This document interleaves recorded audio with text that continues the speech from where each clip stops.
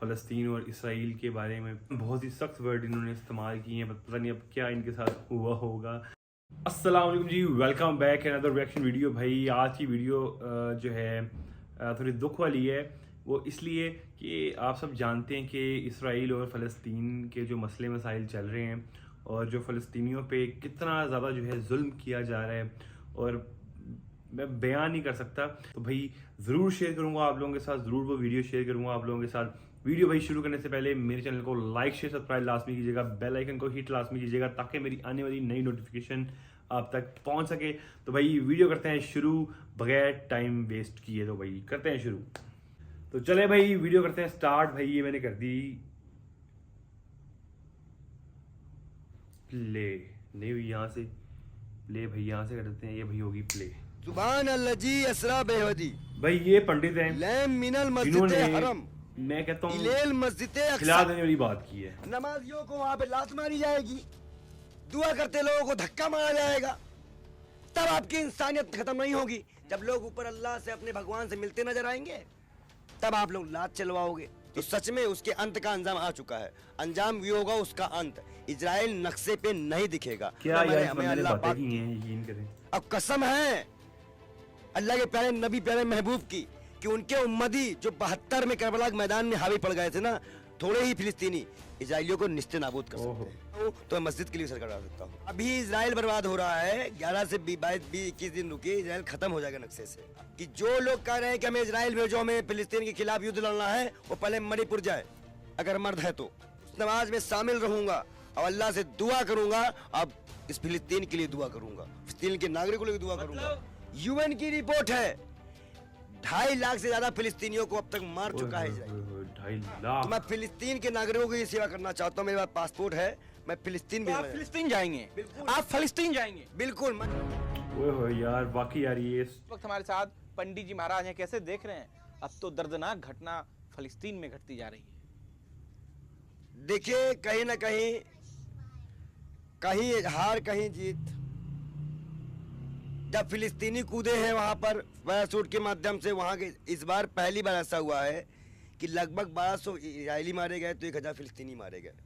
पहली बार इतिहास में।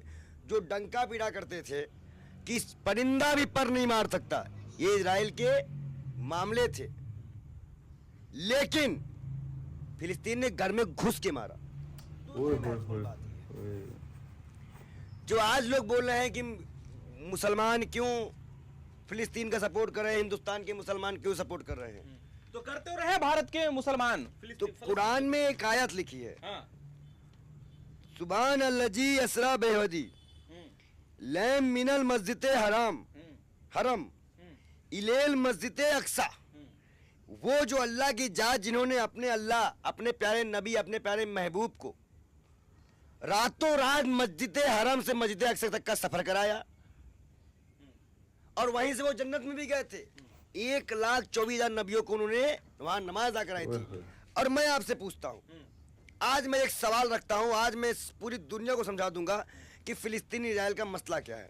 एक सेकंड के लिए आप अपना माइक छोड़िए। अगर ये आपका लोकतंत्र का माइक है, इसमें आपका पैसा लगा है, ये आप समझ लीजिए आपकी जमीन है, मैं इसे कब्जा कर लूं, आप मुझसे इससे वापस लेने के लिए जो संघर्ष करेंगे, क्या उसे आप आतंकवाद कहेंगे? क्या उसे आप आतंकवाद कहेंगे? बिल्कुल भी नहीं। क्या कहेंगे उसे आप? ये जमीर की लड़ाई है। मैंने क्या कहा? अगर मैं मैं तो आपके पास गया, मैंने आपसे कहा देव भाई कुछ दिन के लिए एक माइक आप भी यूज कर लिया करो, मुझे भी यूज करने दिया करो। आपने ये माइक मुझे यूज करने के लिए दे दिया और फिर मैंने इस पे कब्जा कर लिया। मैंने इस पे क्या किया? कब्जा कर लिया। आप इसे छुड़ाने के लिए जो संघर्ष करो, तो क्या उसे आतंकवाद कहा जाएगा? नहीं ना। उसी तरह फिलिस्तीनियों को भी आतंकवादी कह नहीं सकते आप, हमासियों को भी आतंकवादी नहीं कह सकते आप। लेकिन ये चीजें फिलिस्तीन आज करीब काफी सालों से करता आया है। हम ये नहीं कह रहे कि हमारे से जो किया वो सही है, लेकिन किसी को उकसाना उतना ही गलत है। कब तक कोई बर्दाश्त करेगा? आपका यूएन की रिपोर्ट है, सुने इसकी यार बंदे की। यूएन की रिपोर्ट है 2.5 लाख से ज्यादा फिलिस्तीनियों को अब तक मार चुका है इजरायली इन 6-7 साल। क्या समझ रहे हैं आप इजराइल को? इजराइल एक बेबुनियाद शहर देश है जिसका कोई अस्तित्व नहीं है। वो कब्जा किए हुए जमीन पे है सर, कब्जा की हुई जमीन पे। पंडित जी, इस देश का मुसलमान किसके साथ है? 75 साल पूरे हो चुके हैं मस्जिद अक्सा को। 75 साल बाद नमाज की स्थिति है, नमाज पढ़ाई जाएगी गांजा पट्टी में। मैं जाम मस्जिद जाऊंगा जुमे की, उस नमाज में शामिल रहूंगा और अल्लाह से दुआ करूंगा। अब इस फिलिस्तीन के लिए दुआ करूंगा, फिलिस्तीन के नागरिकों के लिए दुआ करूंगा। मतलब मस्जिद अक्सा जो 75 मिले तो मैं फिलिस्तीन के नागरिकों की सेवा करना चाहता हूँ। मेरे पास पासपोर्ट है, मैं फिलिस्तीन भी आप फिलिस्तीन जाएंगे? बिल्कुल। आप फिलिस्तीन जाएंगे? बिल्कुल। मैंने कई बार कई लोगों से अनुरोध किया, अब कई बार कई मेट्रो में जाना चाहा, लेकिन लगता है कि ऊपर वाला भी मुझे इस काबिल नहीं बनाया है। जिस दिन मैं काबिल हो जाऊंगा मैं फिलिस्तीन जरूर जाऊंगा। मेरे पास पासपोर्ट है। क्या करेंगे जाके वहां के लोगों से मिलेंगे, देखेंगे। ऐसे लोगों को मिलना चाहिए जिन्होंने अपने वतन के लिए, अपने मुल्क के लिए अब तक वो लड़ रहे हैं, संघर्ष कर रहे हैं। इजराइल के निशाने पर होंगे आप? मतलब इजराइल इतना भी अब गिर गया है कि अब वो सबको मानना शुरू कर दिया तो है। आप वहां सेवा करने जाएंगे? बिल्कुल। इमामों का नहीं, मिलेंगे लोगों से, वहां से लोगों से मिलेंगे। सेवा किसी की नहीं की जाती, सेवा सिर्फ अल्लाह की जाती है, कोई इमाम की सेवा नहीं की। 75 साल बाद मस्जिद अस्का में गाजा पट्टी, जिसको कहा जा रहा है कि 75 साल बाद जुमे की नमाज अदा की जाएगी, वो दिन जो 75 साल पहले आया करता। अब इजरायली वहां मारपीट करेंगे, नमाजियों को वहां पे लात मारी जाएगी, दुआ करते लोगों को धक्का मारा जाएगा। तब आपकी इंसानियत खत्म नहीं होगी। जब लोग ऊपर अल्लाह से, अपने भगवान से मिलते नजर आएंगे, तब आप लोग लात चलवाओगे, इजरायली लात चलाएंगे। तब बताओ इजरायली आतंकवादी है कि कौन आतंकवादी है? अपने ही धर्म को ना मानने देना कौन सा आतंकवाद है? जबकि वो अल्लाह की बात कर रहे हैं, फिर भी वो इस तरह का जुल्म कर रहे हैं। सवाल तो इस बात का है कि आप फिलिस्तीन जाने की बात कर रहे हैं हिंदुस्तान में रहते हुए। क्यों? प्रधानमंत्री नहीं गए थे, प्रधानमंत्री नहीं गए थे। मैं देश का नागरिक हूं ना, और मुझे भी अपनी बात रखने का अधिकार है।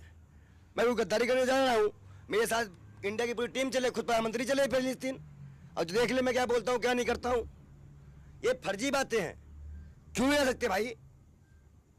हम पासपोर्ट दिखाकर क्या कहना चाहते हैं फिलिस्तीन के लोगों को? क्या मैसेज देना चाहते हैं कि हिंदुस्तान की चिंता आपको नहीं है, आप सीधा जो है फिलिस्तीन की बात कर रहे हैं? हमको मणिपुर की भी चिंता है, प्रधानमंत्री को नहीं है। 18 से 20 घंटे बोलने वाले वहां के प्रधानमंत्री को फोन करने वाले मणिपुर पर नहीं बोलते। हमने मणिपुर में संघर्ष किया।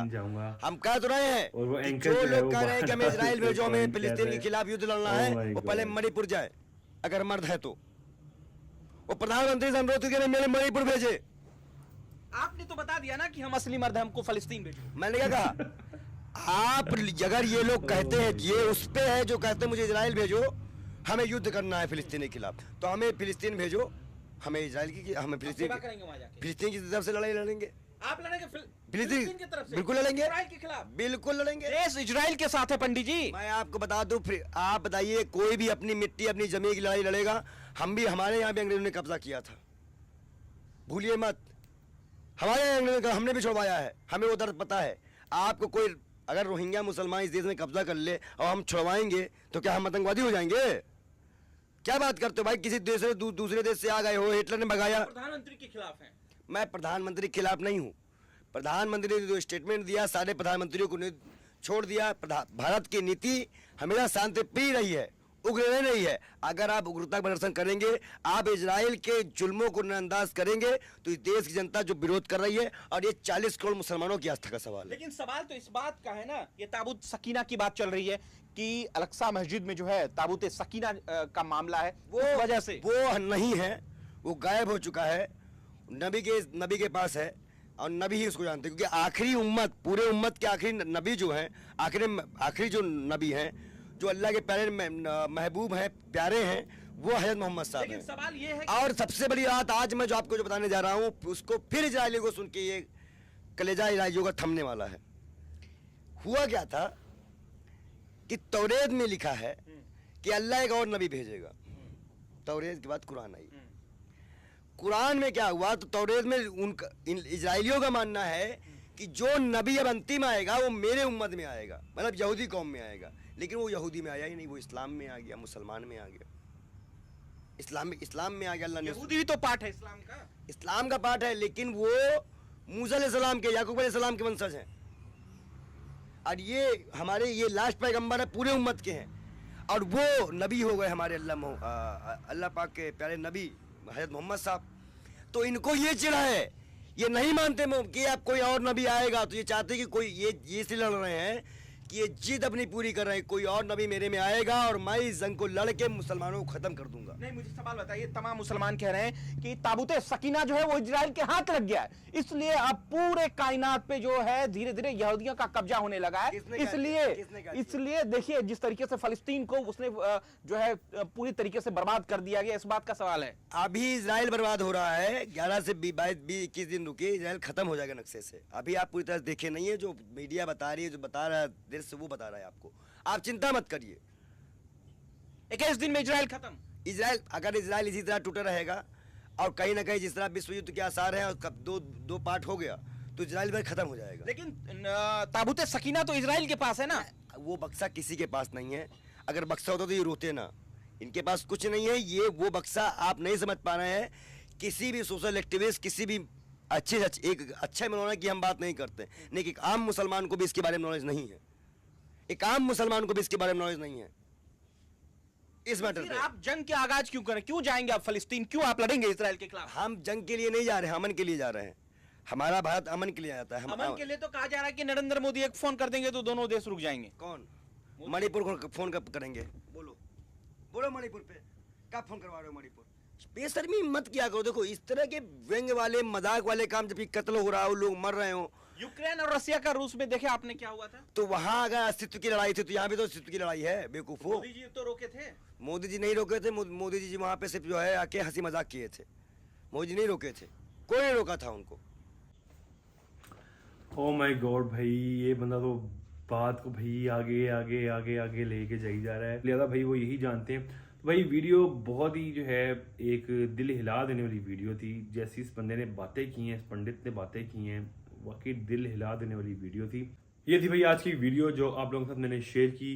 उम्मीद करता हूँ जो है वीडियो आपको अच्छी लगी होगी। इस पंडित ने जो बातें की, आप लोग जो है कमेंट में लाजमी बताइएगा कि इन्होंने सही कहा या इन्होंने गलत कहा फ़लस्तीन और इसराइल के बारे में।